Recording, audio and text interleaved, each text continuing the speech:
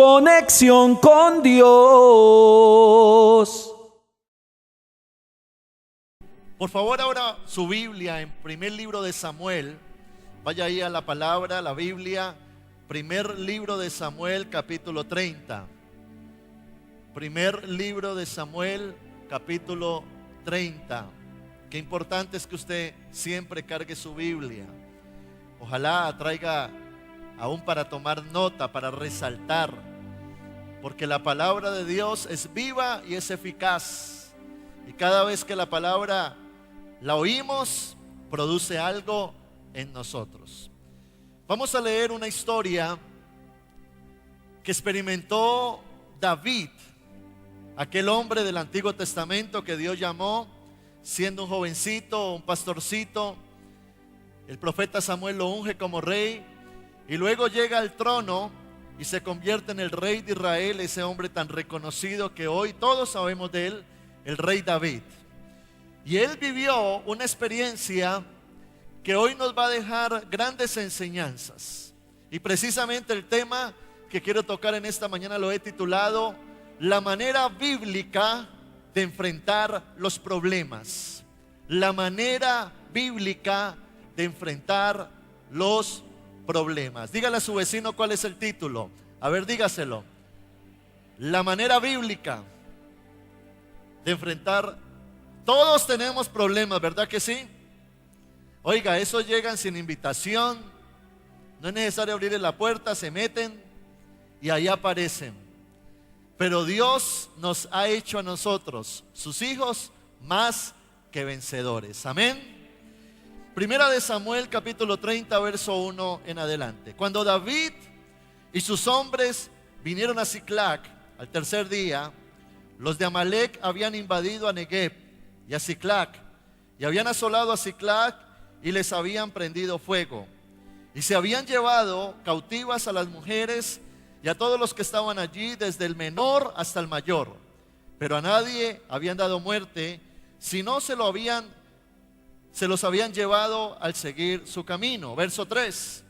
Vino pues David con los suyos a la ciudad, y he aquí que estaba quemada, y sus mujeres y sus hijos e hijas habían sido llevados cautivos. Entonces David y la gente que con él estaba alzaron su voz y lloraron hasta que les faltaron las fuerzas para llorar. Las dos mujeres de David, Ahinoam Jezreelita y Abigaila, que fue mujer de Nabal el de Carmel, también eran cautivas. Verso 6.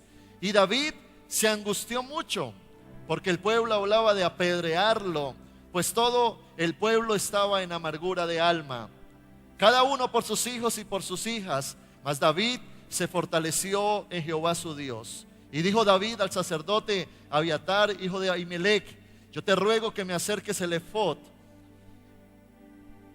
Y Abiatar acercó el efod a David. Y David consultó a Jehová diciendo: ¿perseguiré a estos merodeadores? ¿Los podré alcanzar? Y él le dijo: síguelos, porque ciertamente los alcanzarás, y de cierto librarás a los cautivos. Partió pues David, él y sus 600 hombres que con él estaban, y llegaron hasta el torrente de Besor, donde se quedaron algunos. Y David siguió adelante con 400 hombres, porque se quedaron atrás 200 que cansados no pudieron pasar el torrente de Besor. Versículo 16. Lo llevó pues, y he aquí que estaban desparramados sobre toda aquella tierra, comiendo y bebiendo y haciendo fiesta por todo aquel gran botín que habían tomado de la tierra de los filisteos y de la tierra de Judá. Verso 17. Y los hirió David desde aquella mañana hasta la tarde del día siguiente, y no escapó de ellos ninguno, sino 400 jóvenes que montaron sobre los camellos y huyeron. Y libró David todo lo que los amalecitas habían tomado, y asimismo libertó David a sus dos mujeres, y no les faltó cosa alguna, chica ni grande, así de hijos como de hijas, del robo y de todas las cosas que les habían tomado. Todo lo recuperó David.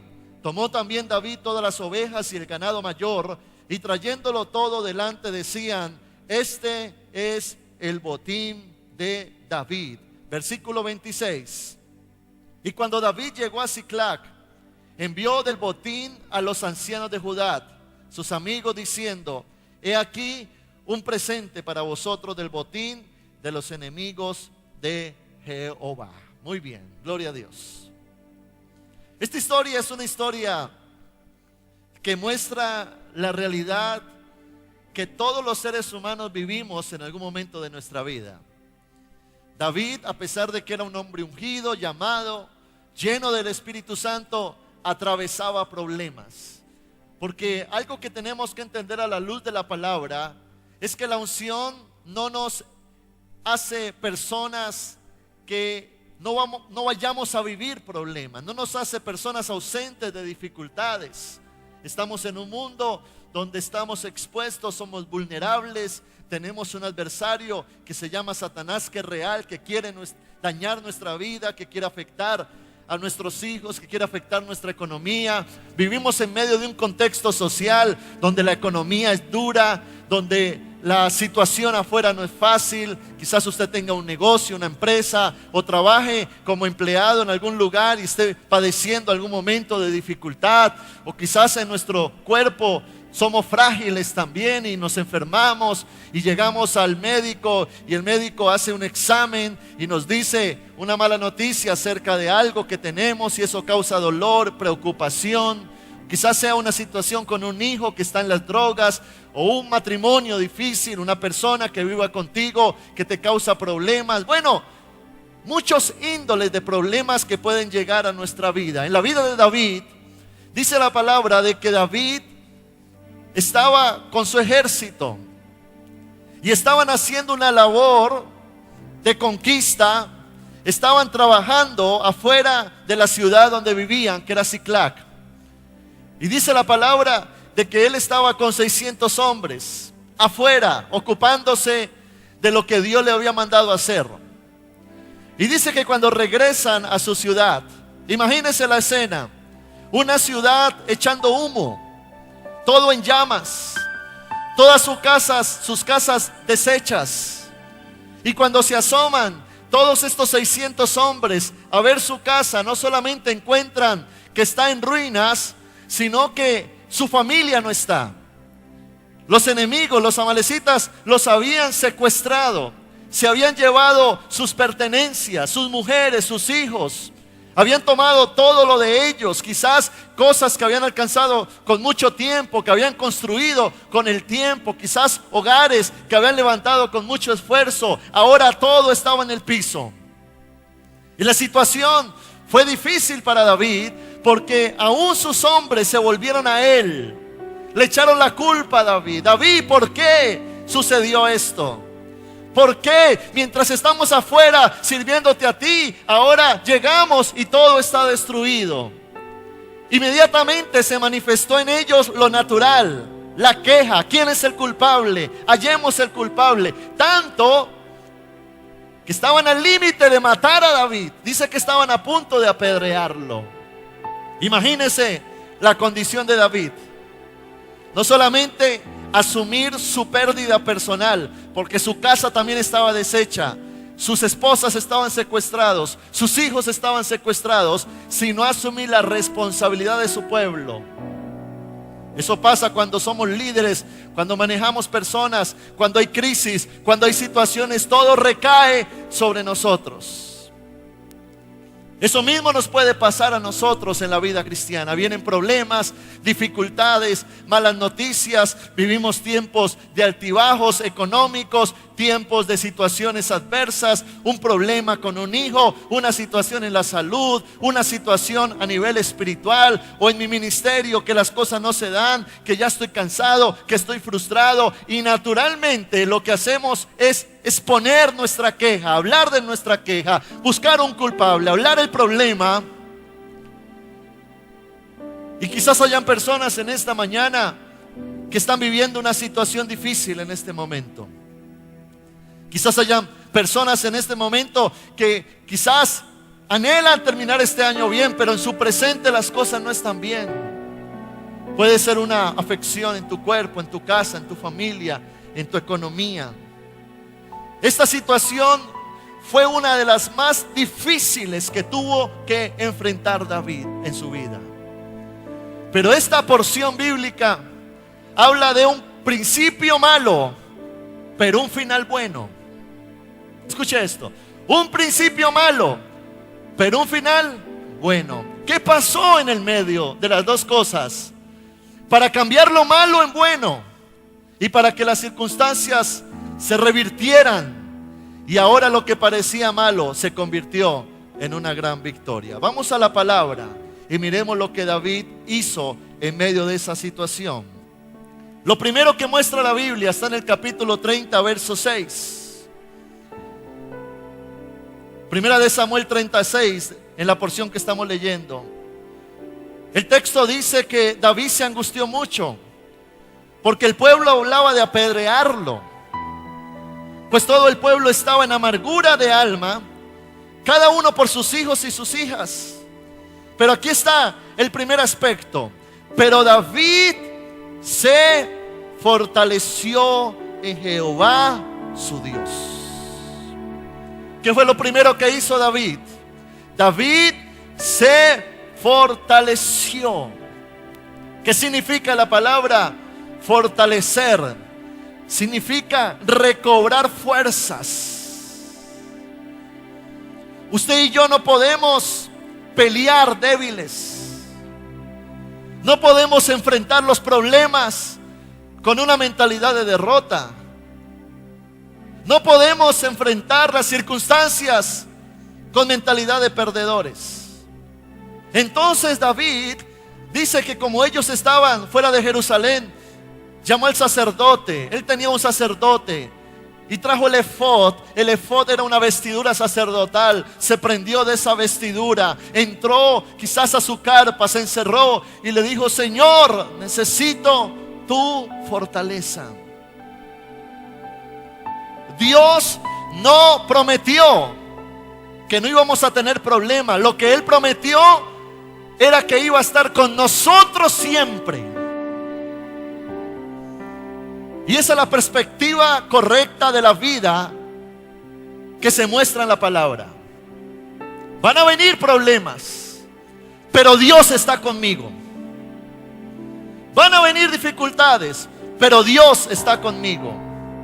El apóstol Pablo en Efesios capítulo 6, versículo 10 dice: por lo demás, hermanos míos, fortaleceos en el Señor y en el poder de su fuerza. ¿Qué tenemos que hacer en los momentos donde nos sentimos cansados? Hay momentos donde uno se siente agotado ya. Ya la pelea me agotó, como el boxeador que está en el 8º round y ya está cansado de pelear. No lo ha podido tumbar.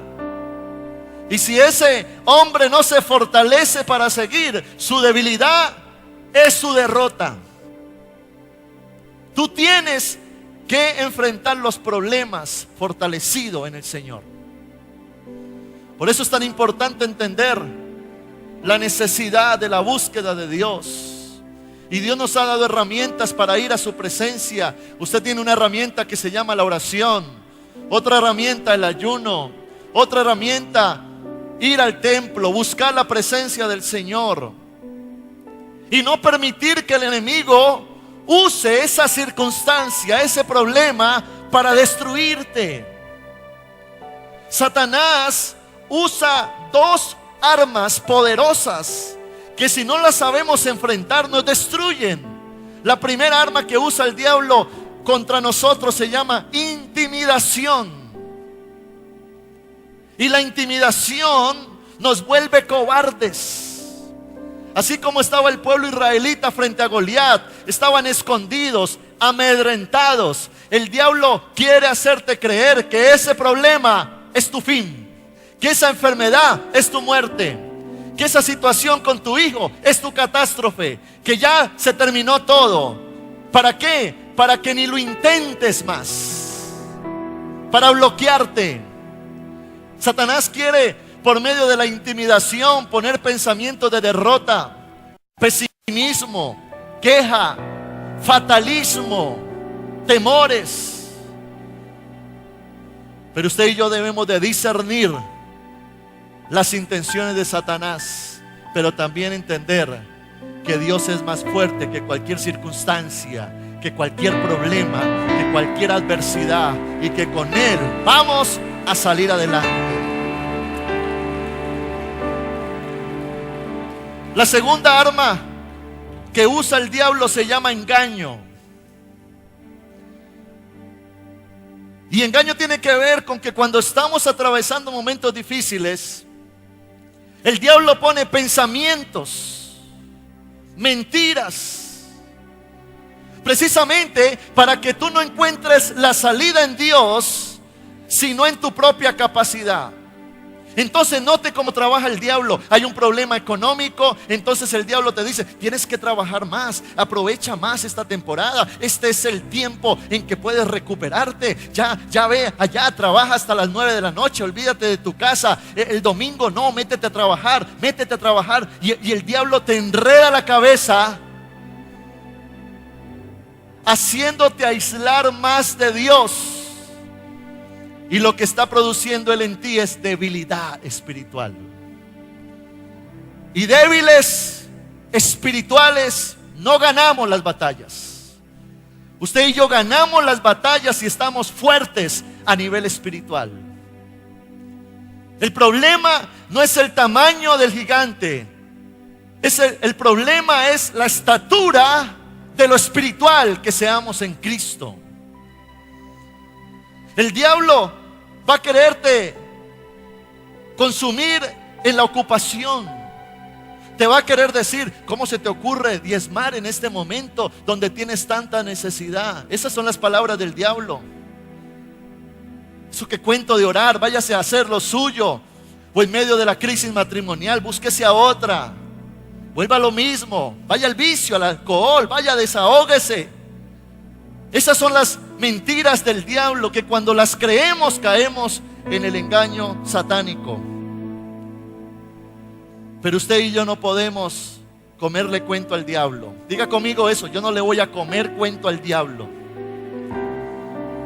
Mire lo que dice la palabra en 2 de Corintios capítulo 4 versículo 8. Estamos atribulados en todo, mas no angustiados; en apuros, mas no desesperados; perseguidos, mas no desamparados; derribados, pero no destruidos. Y mire lo que dijo David en el Salmo 46 versículo 1: Dios es nuestro amparo y fortaleza, nuestro pronto auxilio en la tribulación. ¿Qué fue lo primero que hizo David frente a la crisis? Se fortaleció en el Señor. Usted tiene que ir a la presencia de Dios y decirle: Señor, dame nuevas fuerzas. Necesito tu presencia en mi corazón. Estoy fatigado, estoy cansado. Señor, esta situación es muy dura, pero estoy seguro que Dios va a coger tus cargas y va a poner su unción en tu vida.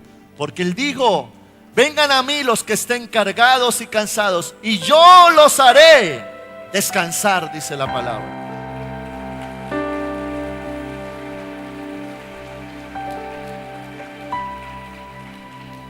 Lo segundo que hizo David está en el versículo 8, Primera de Samuel 38. Y David consultó a Jehová diciendo: perseguiré a estos merodeadores, los podré alcanzar. Y él le dijo: Dios, síguelos, porque ciertamente los alcanzarás, y de cierto librarás a los cautivos. Ahora, no solo Dios te da fuerzas, Dios nos da guianza. Él prometió estar con nosotros siempre. hasta el fin del mundo. Es una promesa que ya está en la Biblia. Él la cumple porque Él cumple su palabra. Y Él prometió habitar en medio nuestro, en nuestro corazón, estar dentro de nosotros en medio de cualquier dificultad. David conocía a Dios. David era un hombre que buscaba al Señor. Y en este momento David fue a la presencia del Señor y dice, consultó a Jehová. Y allí surge una pregunta: ¿a quién consultas tú en medio de tus problemas? ¿A quién vas en medio de tu aflicción? ¿A quién le abres la boca expresándole tu necesidad? Porque David, dice la palabra, que fue a Jehová.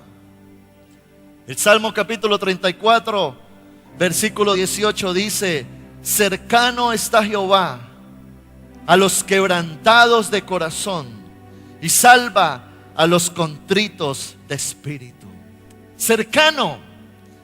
No tenemos a un Dios lejano. Dice, Él está cercano a los quebrantados de corazón. Y Jeremías capítulo 33, verso 3, Dios dice en su palabra: clama a mí y yo te responderé y te enseñaré cosas grandes y ocultas que tú no conoces. En la Biblia se habla de 3 ejemplos que podemos aprender de lo que es consultar a Jehová. Una experiencia la vivió Pablo en una obra misionera. Estaba con un compañero de misión llamado Silas. Cuando estaba desarrollando su ministerio, en una de las ciudades fueron apresados porque querían frenar el evangelio. Y cogieron abruptamente a Pablo, a Silas, los metieron a una cárcel. Y no solamente los metieron, sino que los trataron mal y los metieron a la parte más oscura de la cárcel. Allí, estando en medio de la cárcel, les ponían unos grillos, unas cadenas, unas esposas en sus pies, en sus manos, los tiraban al piso. Una dificultad, una crisis, una necesidad en la vida de Pablo. Pero mire lo que dice la Biblia respecto a lo que ellos hicieron. Hechos capítulo 16, verso 25 al 26. Pero a medianoche, donde la noche es más oscura, orando. ¿Qué tenemos que hacer cuando la noche es más oscura? Orando. Pablo y Silas cantaban himnos a Dios. Es decir, que en medio de su adoración expresaban gratitud, exaltación a Dios. Y aún los presos los oían. Y mire Dios cómo contestó en ese momento. Hechos capítulo 12, verso 26. Entonces sobrevino de repente un gran terremoto, de tal manera que los cimientos de la cárcel se sacudían, y al instante se abrieron todas las puertas y las cadenas de todos se soltaron. Diga conmigo, ¡wow! Oiga, algo sobrenatural pasó mientras ellos oraban. Es sobrenatural. Tembló, se estremeció esa cárcel, las puertas se abrieron, las cadenas fueron rotas. Otra crisis, una crisis que vivió el rey Josafat en el Antiguo Testamento. Él era un rey de Israel en un tiempo donde Dios estaba con ellos. Y dice que a él le llega una noticia de que hay 3 reinos que se han confabulado, se han juntado para venirse todos en contra de Israel. Y la intención de esos reyes eran quitarles todo a los israelitas, expropiarlos de su tierra, robarles sus pertenencias, quitarle todo lo que habían conquistado. Hay momentos donde nos sentimos igual, donde sentimos que agentes externos quieren nuestra destrucción. Pueden ser personas, circunstancias, problemas, adversidades. Pero mire lo que dice la Biblia, cómo actuó Josafat en ese momento. Segunda de Crónicas, capítulo 20, versículo 18. Entonces Josafat se inclinó rostro a tierra, y asimismo todo Judá y los moradores de Jerusalén se postraron delante de Jehová y adoraron a Jehová. Tremendo. Lo mismo que hizo Pablo y Silas, lo hizo Josafat y Judá. Se postraron delante de Jehová y adoraron a Jehová. Esta es una manera opuesta a lo que hace el hombre natural sin Dios. El hombre natural expresa derrota, fatalismo, ya se siente perdido, explotan, otros hasta llegan al suicidio, a la destrucción de su alma. Pero un hijo de Dios en medio de la dificultad se postra y adora.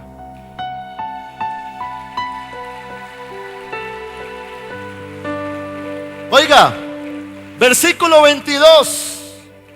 Y cuando comenzaron a entonar cantos de alabanza, les repito eso, y cuando comenzaron a entonar cantos de alabanza, Jehová puso contra los hijos de Amón, de Moab y del monte de Seir las emboscadas de ellos mismos que venían contra Judá, y se mataron los unos a los otros.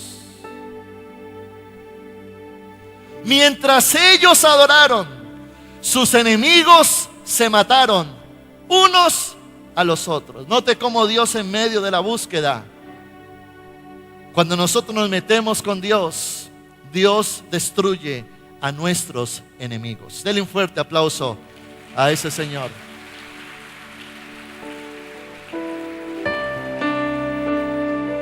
Y la otra experiencia la vivió Josué.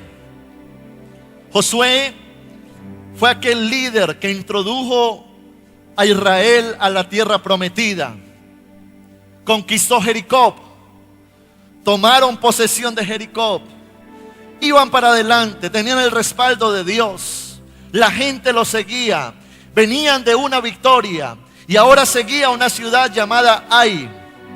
Y dice la palabra de que Josué se lanzó a la conquista de Ai, pero fueron derrotados. Varios de su ejército murieron. Les tocó huir de sus enemigos. Y como dice el dicho, con el rabo entre las piernas, volverse a su lugar de origen diciendo: perdimos. Hermano, los fracasos hacen parte de la vida. Los fracasos hacen parte de la vida. Pero ¿cómo actuamos frente al fracaso? Mire lo que dice la palabra. Josué capítulo 7, versículo 6. Josué 7:6. Entonces Josué rompió sus vestidos y se postró en tierra sobre su rostro delante del arca de Jehová. ¿Qué hizo Josué cuando vivió ese fracaso? Dice, se postró en tierra sobre su rostro delante del arca de Jehová hasta caer la tarde. Él y los ancianos de Israel, y echaron polvo sobre sus cabezas. Él se humilló. Él se quebrantó. Él consultó a Dios. Y mire cómo Dios le contesta a Josué, versículo 11. Israel ha pecado, le está hablando Dios a él, y aún han quebrantado mi pacto que yo les mandé, y también han tomado del anatema, y hasta han hurtado, han mentido, y aún lo han guardado entre sus enseres. Por esto los hijos de Israel no podrán hacer frente a sus enemigos, sino que delante de sus enemigos volverán la espalda. Por cuanto han venido a hacer anatema, ni estaré más con vosotros, si no destruyereis el anatema de en medio de vosotros. Verso 13. Levántate, santifica el pueblo y di: santificaos para mañana, porque Jehová el Dios de Israel dice así: anatema hay en medio de ti, Israel. No podrás hacer frente a tus enemigos hasta que hayáis quitado el anatema de en medio de vosotros. Josué fue a Dios a consultar. Y por medio de la búsqueda, Dios le exhortó y le mostró lo que estaba ocurriendo. Los problemas en la vida tienen que llevarnos a reflexionar de qué estamos haciendo mal. Porque Dios no solamente quiere sacarte del problema, Dios quiere transformarnos y hacernos mejores cada día. Y la derrota que vivió Josué fue producto de un acto de desobediencia anterior. Habían tomado Jericó, Dios les había prohibido que cogieran las pertenencias, pero uno de ellos cogió un lingote de oro, una túnica real, y la escondió debajo de su carpa. Abrió un huequito, la enterró, le puso quizás una alfombra encima. Nadie sabía, ningún ojo lo había visto, pero vino una derrota a su vida. Hermano, hay muchas cosas en nuestra vida que son producto de pecados ocultos, de circunstancias que están ocultas en nuestras vidas, que no hemos expuesto, que no hemos declarado como un pecado del cual arrepentirnos.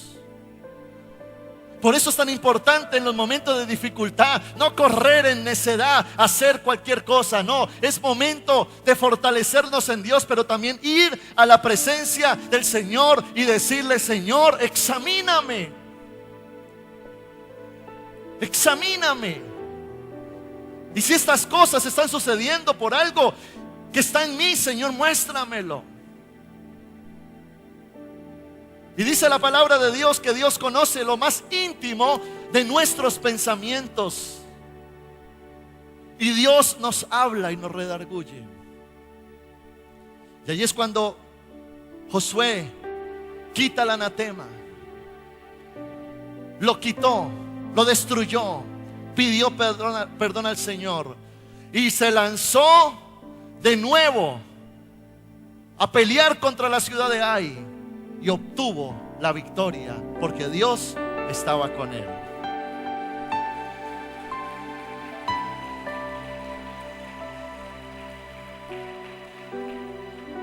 Lo tercero que hizo David es que David acción.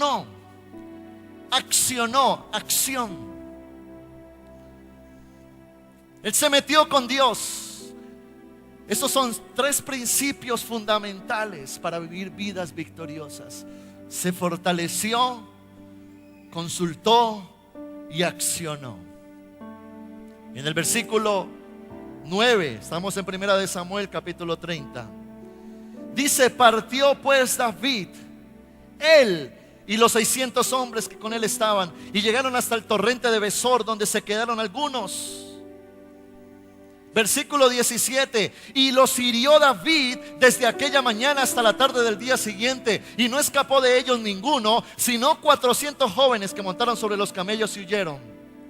Y en el versículo 18 dice: y libró David todo lo que los amalecitas habían tomado, y asimismo libertó David a sus 2 mujeres. No te quedes en la derrota, levántate a pelear por tu victoria. Hay momentos de dificultad, es cierto. Yo los he tenido, momentos donde uno se siente cansado, fatigado, impotente. Pero no podemos quedarnos así toda la vida. No podemos quedarnos diciendo: ay, ya este año se acabó, mi vida es un fracaso. La gente en medio de David lloraba, estaba angustiada. Dice que tenían amargura de alma. Hermano, llore si quiere toda la noche, pero el otro día báñese, afeítese y emprenda su victoria. Si usted quiere, mujer, derramar sus lágrimas, hágalo. Cómprese una toalla grandota. Llore, desparrámese, aflíjase, derrámese, haga lo que quiera. Babosee el piso, lo que quiera, haga lo que quiera. Pero al otro día, eche esa toalla a la lavadora y usted vístase, levántese a derrotar a sus enemigos, porque Dios está con usted. Dios está con usted. Dios está con usted. ¡Aleluya!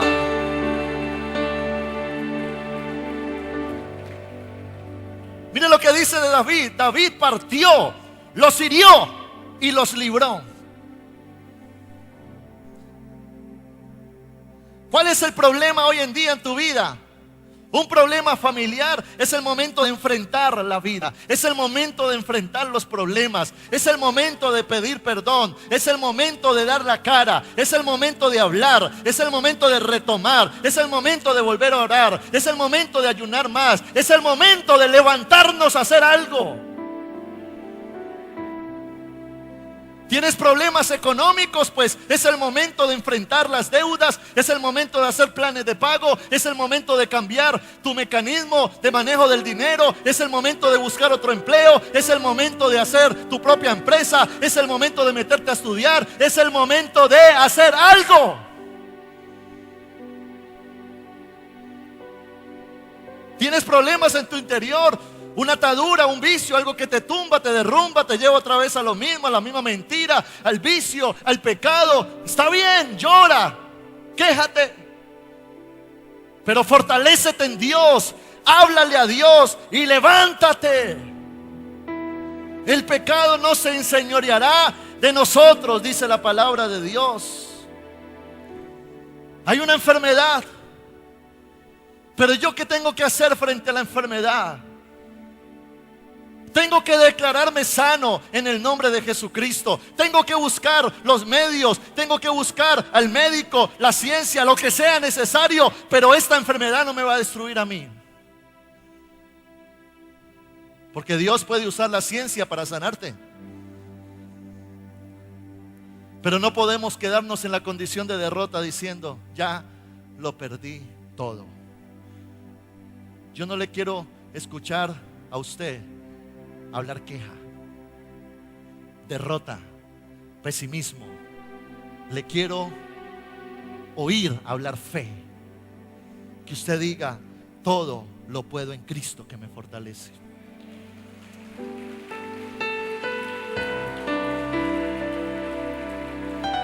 Satanás no podrá ganarnos la batalla. Satanás no va a poder arrebatar tu familia. Satanás no va a poder arrebatar tus finanzas. Satanás no va a poder enviarte a la muerte con la enfermedad. ¿Por qué? Mire lo que dice la palabra en Mateo 16:18.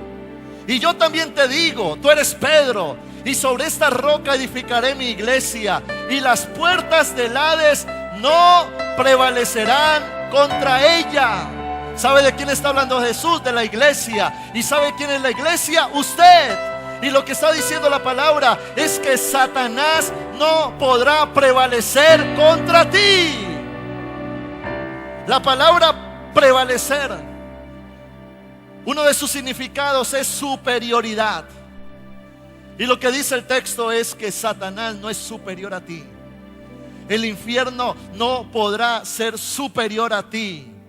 El enemigo se levanta, pero Satanás ya fue derrotado. Usted y yo no estamos para ser impresionados. Ay, qué problema. Usted y yo estamos llamados a impresionar el reino de las tinieblas. El diablo se está metiendo contigo. Se metió con el que no debía. Deuteronomio 28:7. Y Jehová derrotará a tus enemigos que se levantaren contra ti. Por un camino saldrán contra ti, y por 7 caminos huirán delante de ti. Lo único que puede hacer Satanás frente a ti es huir. Porque aunque Satanás mande sus dardos demoníacos, dice la palabra que para eso apareció el Hijo de Dios, para deshacer las obras de Satanás. Usted no tiene por qué tener temor. No le tenga temor al mañana. No le tenga temor al futuro. David decía: no le tendré temor al terror nocturno, ni a saeta que huele de día o de noche. ¿Por qué vamos a tener temor si Dios está con nosotros? Si usted tiene a Cristo, usted tiene que triunfar. Si usted tiene a Cristo, usted tiene que triunfar. Y le quiero decir algo en esta mañana: detrás de la prueba está tu victoria. Detrás de la prueba está tu victoria. Detrás de la prueba está. Dele fuerte ese aplauso a Dios si usted lo cree.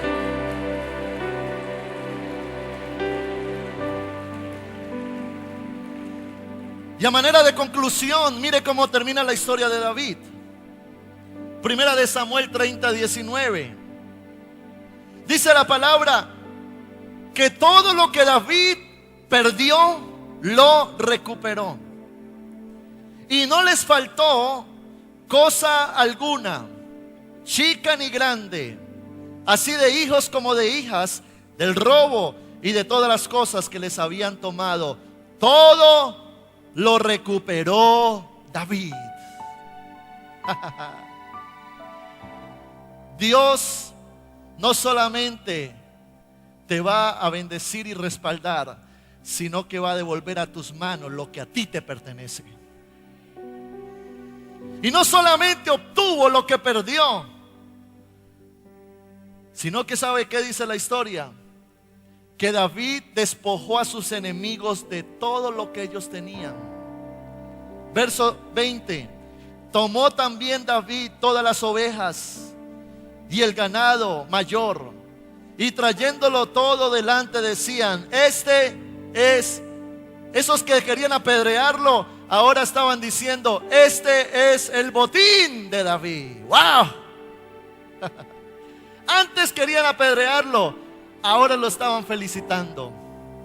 Por eso Dios permite problemas, para exaltarte, para levantarte, para que los demás, mientras no han podido, tú sí puedas, y que tu nombre sea reconocido, porque Cristo está contigo. Cristo te levanta. Y Dios no solamente te entrega lo que Satanás te ha quitado, sino que te trae restitución. Y yo declaro proféticamente para aquella persona que está pasando un momento difícil: no solamente vas a recuperar lo que has perdido, sino que Dios tiene preparado para ti un botín especial, un botín de gloria. Después de la guerra viene el botín. ¡Aleluya!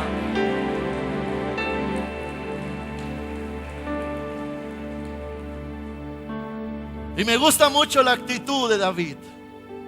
Verso 26. Y cuando David llegó a Siclac, envió del botín a los ancianos de Judá, sus amigos, diciendo: he aquí un presente para vosotros del botín de los enemigos de Jehová. Los ancianos de Israel eran los hombres que estaban en el sacerdocio, los hombres de Dios, la iglesia. Y David había entendido que la victoria venía de Dios, por lo tanto honró a Dios. Usted tiene que aprender a honrar a Dios con sus victorias. Aprenda a honrar a Dios con sus victorias. David honró, dice la palabra. Y yo quiero declarar sobre tu vida de que estos próximos días de diciembre van a ser días donde verás la gloria de Dios. Donde verás la gloria de Dios.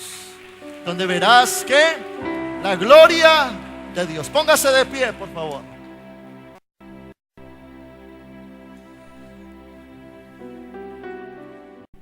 Conexión con Dios.